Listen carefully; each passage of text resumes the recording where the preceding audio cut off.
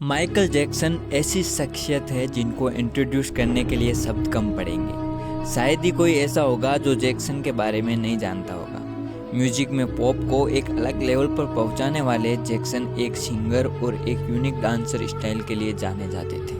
29 अगस्त 1958 को एक crane operator के घर जन्मे माइकल अपने भाई बहनों में 7वें नंबर पर थे। म्यूजिक जैक्सन के खून में था क्योंकि उनके पिता क्रेन ऑपरेटर तो थे, लेकिन वो वहाँ के एक लोकल बैंड फोल्कन में गिटार बजाते थे।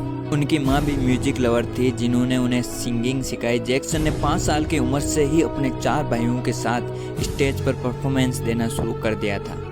उसके बाद वो लॉस एंजलिस में रहने चले गए, जहाँ अपने यूनिक डांस की वजह से वो कम उम्र में ही फेमस हो गए थे।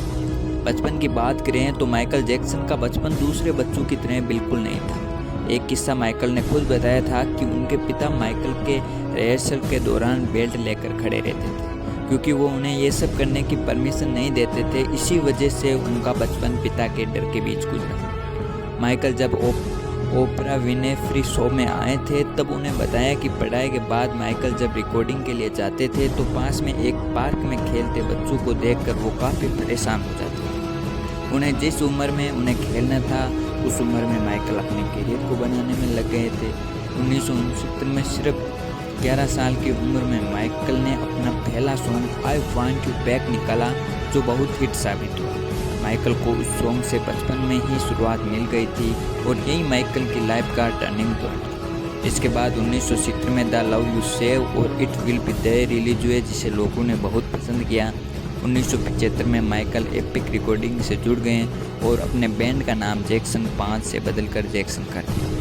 1979 में माइकल की पहली solo album of the wall I, जिसने पिछले सारे रिकॉर्ड तोड़ दिए। दुनिया भर में उस एल्बम के 7 मिलियन से ज़्यादा कॉपीज बिकी, माइकल को किंग बनाने के और करीब ले गई।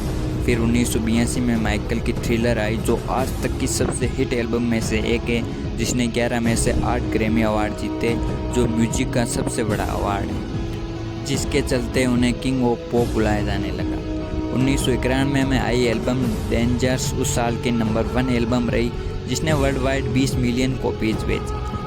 बहुत से लोग मानते हैं कि माइकल को अपना काला रंग पसंद नहीं था, इसलिए उन्हें सर्जरी करवाकर अपना रंग बदल लिया, लेकिन असल में उनको विट्रेलिगो नाम की एक स्किन की बीमारी थी, जिसकी वजह से उन्होंने ऐसा किया था।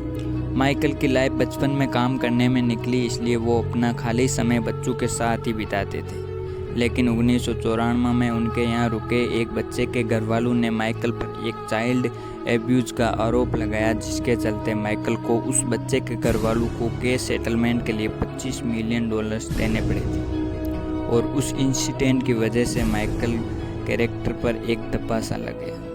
1993 में उन्होंने एल्विस प्रेस्ली की बेटी से शादी की, जो 1 साल बाद टूट गई।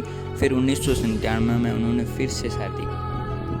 माइकल पीटर पान नाम के एक कार्टून से इतने प्रभावित थे कि वो अपने आप को पीटर पान ही मानते थे, जो नेवरलैंड नाम की एक जगह पर रहता था। इसलिए उन्होंने 2700 एकड़ की एक जगह खरीदी और उसका नाम नेवरलैंड कर दिया। वो एक नेचर लवर भी थे। उन्होंने नेवरलैंड के जंगल में ही नेचर नाम का एक सॉन्ग भी लिखा, जिसने नेचर के लिए प्यार की बातें समझाई थी। 2006 में उनको बैंक लोन की वजह से नेवरलैंड छोड़ना पड़ा और उसी डेब्ट की वजह से उन्हें 2009 में दुनिया भर की 10 जगहों पर कॉन्टेस्ट करने का सोचा, जिससे उनको लोन चुकाने के लिए पैसे मिल जाए। उनका पहला शो लंदन में होने वाला था, लेकिन उस शो के 20 दिन पहले अचानक कार्डियक अरेस्ट की वजह से माइकल की मौत हो गई। वो इतने फेमस थे कि उनकी मौत के बाद 7 जुलाई 2009 को माइकल जैक्सन मेमोरियल ऑर्गेनाइज हुआ, जिसमें 16 लाख से ज़्यादा टिकट बिके। काइंडनेस की बात की जाए तो माइकल जैक्सन एक बार पेप्सी का विज्ञापन कर रहे थे। उसी दौरान उस सूट पर आग लग गई, जिससे माइकल के सिर के बाल जल गए। लेकिन सिचुएशन को कंट्रोल में रखते हुए माइकल ने सेट पर आग से हुए नुकसान को देने की बात की और वहाँ लोगों का दिल जीत लिया। माइकल जैक्सन की सिंगिंग और डांस आज भी उतना ही फेमस है जितना पहले था। उनके जितना फेमस सिंगर और डांस शायद ही दुनिया में कोई हुआ होगा। उनकी लाइफ से हमें ये ज़रूर सीखने को मिलता है कि मुश्किल तो हर बड़े इंसान की लाइफ में आती है, लेकिन उन मुश्किलों के बाद भी अपने लेवल को बरकरार रखने का काम माइकल ने कर दिया।